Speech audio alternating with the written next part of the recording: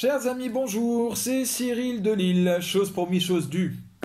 Je l'ai annoncé dans ma première vidéo de la semaine, une vidéo sur « Un chrétien peut-il juger ?» Voilà. Alors justement, puisque moi j'utilise beaucoup mon esprit critique, et ceux qui viennent discuter avec moi dans l'espace commentaire de mes vidéos le savent bien. Et donc j'entends souvent une critique « Tu juges, ce n'est pas chrétien ». Alors je peux l'entendre autant de musulmans que de chrétiens, ça d'ailleurs, de chrétiens. Tu juges, ce n'est pas chrétien. Certains que je vais qualifier d'hypocrites vont me dire « Me traiter d'hypocrite, c'est manquer d'amour, ce n'est pas chrétien ». Ou encore « Tu te dis chrétien et tu critiques les autres croyances. Jésus nous dit de ne pas juger. » Voilà.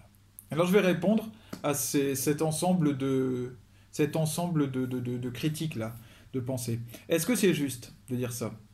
Bah non, c'est pas juste. C'est pas juste. Évidemment qu'un chrétien doit juger. C'est même essentiel, voilà pourquoi.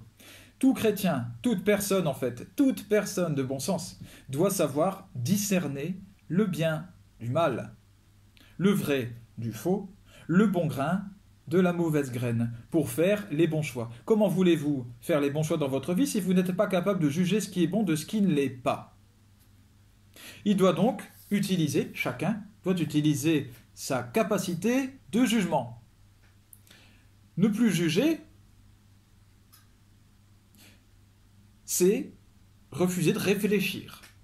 Et donc c'est refuser de faire usage de son intelligence. Est-ce que le Christ nous demanderait cela? Non, ça n'a aucun sens. On ne va pas donner une intelligence pour ne pas s'en servir, au contraire. L'intelligence est un cadeau et on s'en sert pour le bien de tous, pour l'avènement du royaume. Voilà, je vais vous donner un exemple. Si le christianisme, qui confesse que Jésus est le Fils de Dieu et nous a sauvés en mourant sur la croix,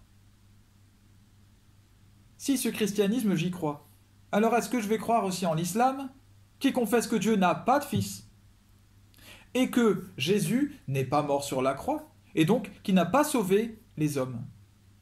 Non, je ne peux pas. Je dois développer mon esprit de jugement et dire, eh bien il y en a un qui est vrai, il y en a un qui est faux. Si je donne ma foi dans ce que dit l'Église et dans le Christ, alors je suis en désaccord avec l'islam, je le juge comme étant faux. Ou en tout cas, les préceptes que j'ai donnés là, je les juge comme étant faux et comme étant antichrist, conformément à la Bible. Voilà, il faut utiliser son esprit critique pour juger ce qui est bon, ce qui est mauvais. Il faut trancher et il faut choisir. Ça, c'est l'œuvre de la vérité. Le V de la vérité, voilà, descend du ciel et tranche sur la terre.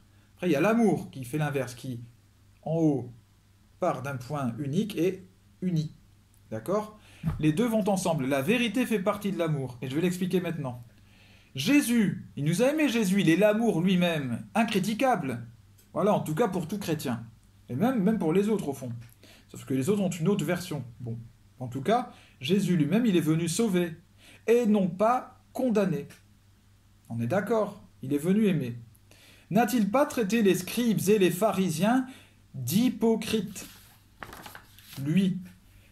N'a-t-il pas dit aux prêtres, les prêtres de son époque, sépulcre blanchi? Donc encore une fois, en fait, hypocrite. C'est la même chose que ça veut vous. Vous blanchissez la surface et en dedans, vous êtes morts. C'est ça qu'il leur dit. Jean le Baptiste. Jean le Baptiste, c'est un exemple, celui qui annonce Jésus. Jésus le dit, nul homme né de parents humains n'est plus grand que Jean le Baptiste. Jean le Baptiste, qu'est-ce qu'il a dit aux pharisiens, aux sadducéens? Engeance de vipère! Comment espérez-vous entrer au ciel? Voilà, c'est l'œuvre de l'amour aussi, de juger de cette façon-là.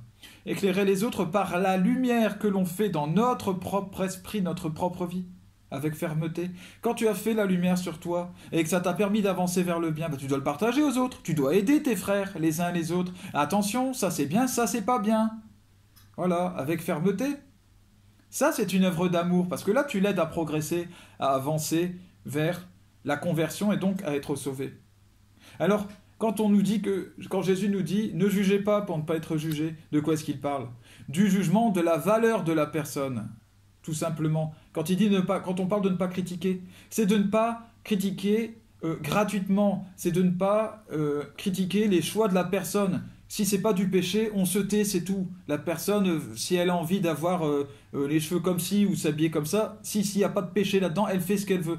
C'est de ce type de critique gratuite, de médisance en fait, dont nous prévient la Bible, mais pas de l'esprit de jugement et pas de la critique en soi. Il y a de la critique constructive et il y a le jugement nécessaire constructif. Voilà.